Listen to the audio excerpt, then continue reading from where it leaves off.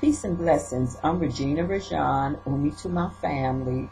And before I go on with my subject for today, I want to address something that I said on Friday. And that was that Rick Santorum is still in the race for president. That's incorrect. He suspended his campaign before Newt Gingrich, and I believe that it was due to his daughter's illness. So I do pray that his daughter is faring well with her health now. Over the weekend, I got to see President Obama kick off his campaign, and I don't know about the rest of you out there, but I really enjoyed it. I was very pleased with it, and so my poetry today is an ode to the re-election of President Obama. Our nation was bold when we first elected him. Now the people know he represents them. While decreasing the amount of jobs to be lost in a landslide, President Obama wasn't afraid to collide with the politicians who support the rich rather than the average American.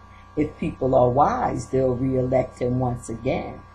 They'll open up their eyes and let their brains do their work, not let others exert the undeserved prejudice and slander, even though President Obama handles it with candor. With patience and common sense, his intelligence and wit is his defense. He ended the war in Iraq and brought our troops back. Even for that, he's under attack. People now have insurance instead of us paying for their illnesses in the emergency room, while Republicans push tales of doom and gloom, saying it's costing taxpayers when it really always has. It's just that the bills were masked.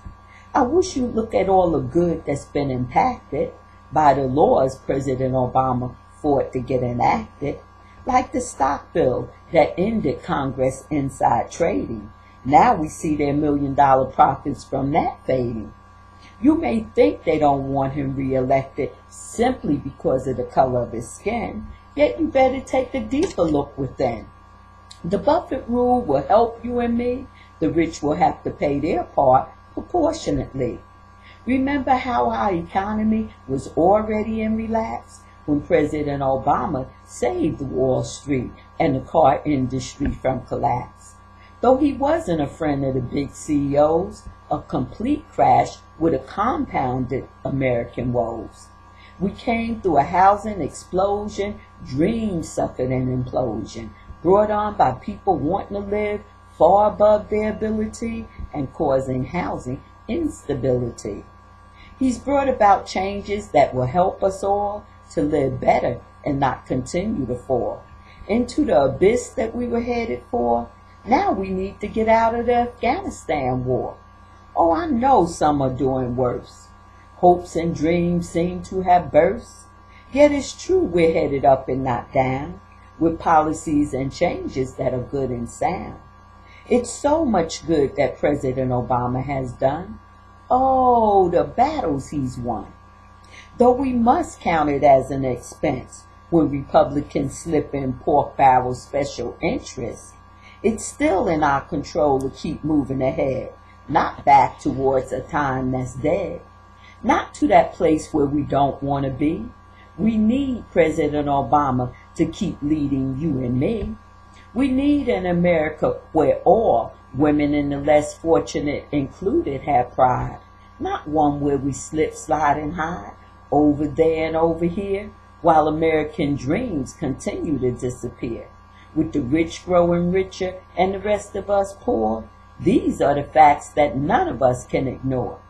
Look at the changes that are under attack, and Americans will realize they better fight back. The Occupy American movement that has taken hold encourages us all to continue to be bold. Like we were when we first elected him, the people need President Obama to keep on leading them. We have to have an America where we all have pride, not one where we slip, slide, and hide. We need President Obama to be reelected. Re-elect our president, President Barack Obama.